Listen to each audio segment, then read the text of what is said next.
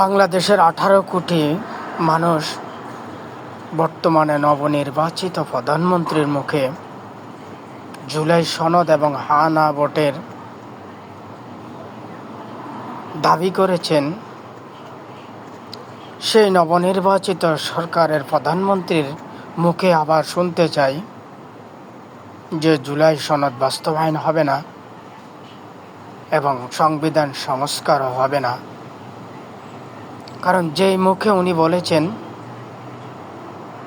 জুলাই সনদ বাস্তবায়নের জন্য হা না ভোট চেয়েছেন 18 কোটি মানুষের কাছে,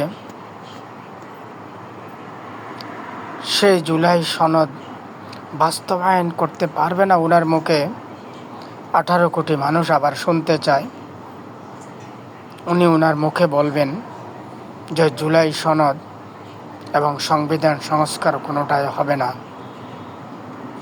এটাই 18 কোটি মানুষ বর্তমানে জানতে চায় এবং নবনির্বাচিত প্রধানমন্ত্রীর মুখে শুনতে চায়।